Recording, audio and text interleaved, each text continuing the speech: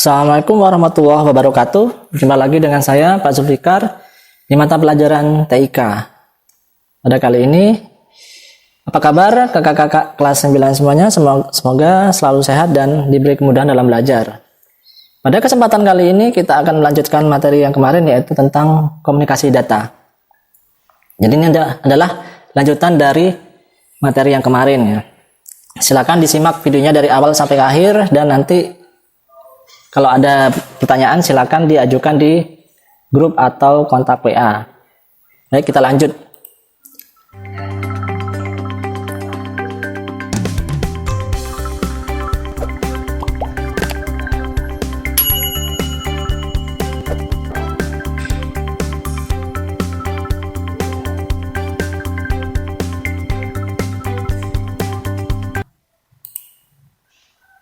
Pada tujuan pembelajaran kali ini, yang pertama yaitu mengerti dan memahami apa yang dimaksud dengan komunikasi data. Yang kedua, mengetahui komponen-komponen yang dalam komunikasi data.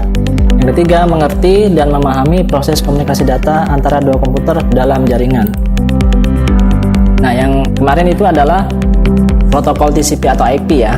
Singkatannya dari Transfer Control Protocol dan Internet Protocol ya. Ini adalah merupakan sebuah kumpulan protokol yang bekerja sama untuk menangani proses pengiriman data. Masing-masing protokol mempunyai fungsi dan secara keseluruhan dapat memastikan data yang dikirimkan sampai ke alamat dan aplikasi yang benar serta dalam keadaan yang baik dan tidak rusak. Jadi masing-masing protokol itu secara umum mempunyai fungsi untuk memastikan data yang dikirimkan ke penerima data itu dalam keadaan baik ya. Nah, ini adalah ada 4 lapisan ini ya.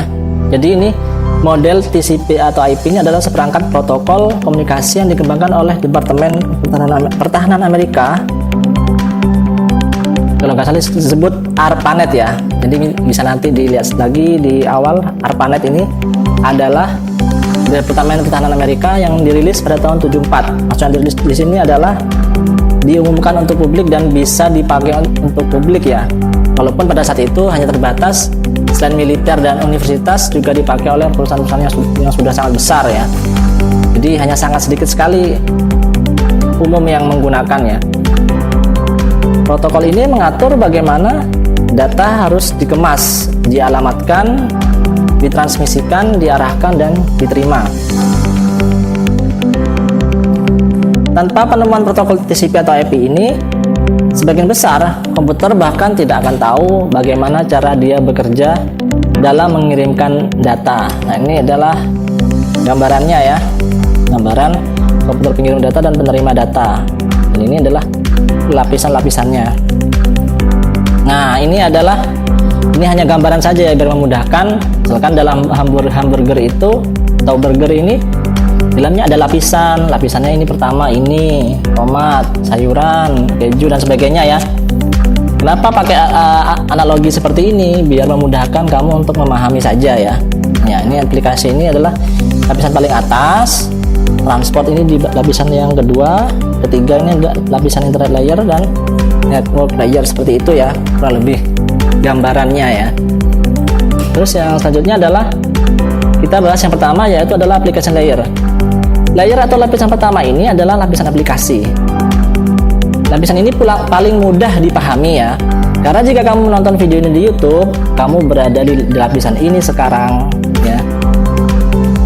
Layer ini memiliki protokol, contohnya seperti HTTP atau HTTPS. Ini adalah protokol yang dipakai ketika kamu mengakses suatu situs atau website. Kalau yang protokol yang SMTP ini adalah yang dipakai ketika kamu mengakses halaman email ya, atau layanan Google Mail misalkan. Ini semua layanan ataupun layanan lain yang menggunakan layanan membuat surat atau menerima surat elektronik ya. Bisa juga Yahoo Mail dan sebagainya. Selanjutnya adalah lapisan kedua adalah transport layer. Layer transport atau lapisan TCP ya. Jadi ini setelah tadi misalkan protokol yang sering kita pakai adalah protokol yang mengakses website atau situs atau browsing website ya. Itu adalah misalkan ini ya, HTTP ini adalah ada di port 80. Nah, pada saat kita mengakses itu, data yang dikirimkan dari application layer itu diteruskan ke layer ini ya, TCP ya. Bagaimana informasi yang dikirim akan sampai ke lokasi yang diinginkan? Nah, pada lapisan ini maksudnya pada lokasi yang diinginkan itu maksudnya adalah dari layer ini ke layer ini ya, ke lapisan dari lapisan aplikasi ini ke lapisan transport ya. Pada lapisan ini informasi tersebut dikemas. Nah, lapisan transport ini dari protokol TCP/IP ini tidak dapat mengirimkan informasi ke dalam bentuk penuh ya, karena terlalu besar dan terlalu rumit. Jadi lapisan transport ini tugasnya adalah memecah informasi menjadi bagian yang lebih kecil yang disebut dengan paket ini ya. Jadi setelah menerima data dari application layer kemudian diteruskan ke TCP. Sebelum ke lapisan internet, nah ini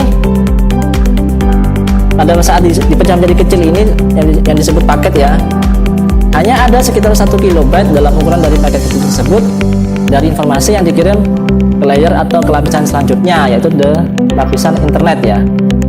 Jadi setelah dari layer 1 ini dikirim ke sini, kemudian sebelum dia ke lapisan internet layer, dia memecah paket itu menjadi ukurannya lebih kecil lagi ya. Selanjutnya ke lapisan internet atau IP layer.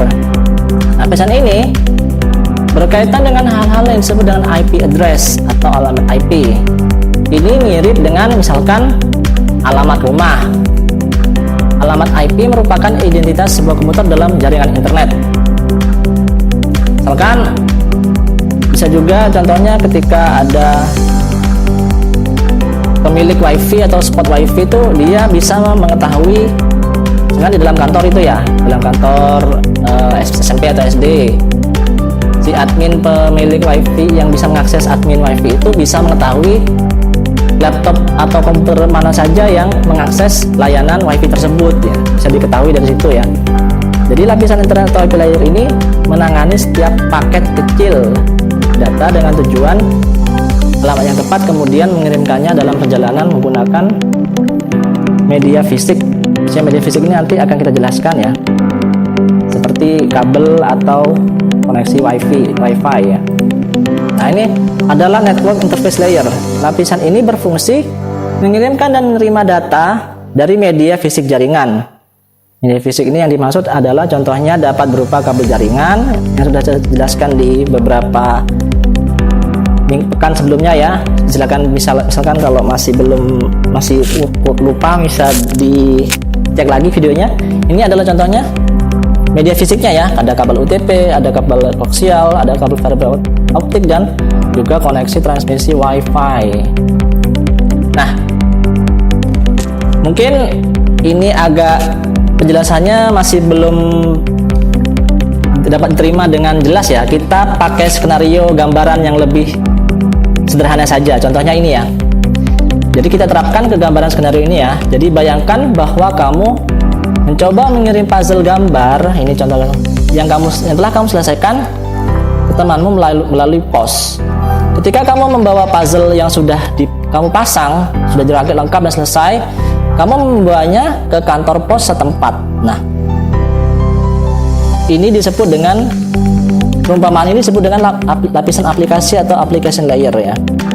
Nah, contoh seperti ini gambarannya ya. Jadi ketika kamu sudah menyelesaikan puzzle yang sudah dirakit dengan lengkap itu, kamu mencoba membawanya ke kantor pos untuk dikirim ya. Ini namanya aplikasi, lapisan aplikasi. Selanjutnya transport layer. Nah, ketika kamu berada di kantor pos, pekerja pos itu memutuskan bahwa lebih mudah untuk mengirim setiap potongan puzzle tersebut satu persatu. Lalu kamu menyerahkan puzzle yang dimaksudnya ya tersebut secara utuh, dan kemudian petugas pos membongkar teka-teki itu dan mengemas potongan-potongan puzzle kecil itu. Nah, lapisan inilah yang disebut dengan lapisan transport atau TCP layer. Terus yang ketiga, diketahui bahwa setiap potongan puzzle yang sudah dipisah tersebut dikirim ke ruang simpanan kantor pos yang diberi label ya. kasih stiker, label atau cap di setiap kotak paket tuh. Dan label itu adalah berisi tentang alamat spesifik teman kamu untuk dikirim. Nah, ini adalah pada lapisan ini juga disebut internet atau lapisan IP atau IP layer ya. Yang ketiga, maksudnya saya yang keempat ya. Lapisan yang keempat adalah gambarannya. Selanjutnya, pekerja pos lain melihat bahwa setiap alamat yang pada paket tersebut diberikan cap atau diberi label alamat dan memasukkannya ke truk tertentu untuk dikirimkan, atau mungkin bisa juga dikirim lewat motor ya. Truk ini atau kendaraan ini adalah network layer, media fisik jaringan.